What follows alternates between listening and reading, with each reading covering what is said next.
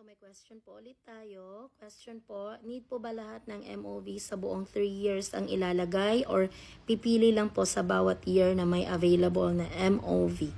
Thank you. So sa memorandum po, wala pong nakasulat doon na ilagay ninyo lahat ng MOVs from the past 3 years. Okay? So, for example, sa indicator 1 po ng T6, use research-based knowledge and principles of teaching and learning to enhance professional practice.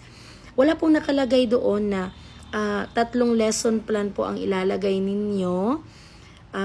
Kailangan may lesson plan sa 2022, 2023, 23, 24, and 24, 25. Wala pong nakalagay doon.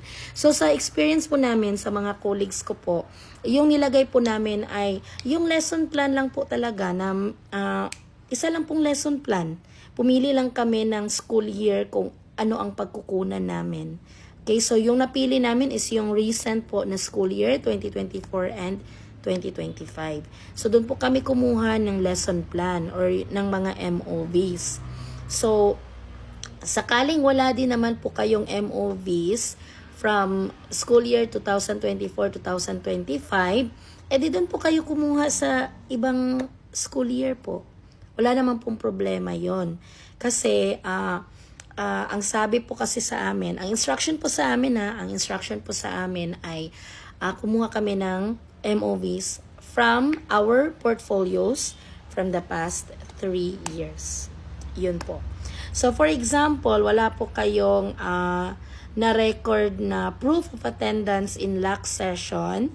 Sa indicator 2 po yan, no? For example lang po, no? So, wala po kayong LAC session, mga attendance sa LAC session or minutes ng LAC session or reflection notes from your LAC session from last school year po, 2024-2025. Tapos meron kayong MOVs, meron kayong attendance ng LAC session, minutes of LAC, and reflection notes from school year 2023-2024. Ede, yun na lang po yung gamitin ninyo. Yun po yung i-insert ninyo. Ayan po. So, yun po yung nangyari sa amin. Okay? So, hindi po siya necessary na yung last school year lang po talaga yung pagkukunan ninyo. So, pwede nyong kunan yung past 3 years portfolios ninyo ng mga MOVs po. So, yun lamang po. I hope nasagot ko po yung katanungan nyo at nalinawan po kayo. So, feel free to ask questions po para po, kasi natututo din po kasi ako sa mga questions ninyo. At I hope din po ay may natutunan din po kayo sa aking mga sagot. Thank you po!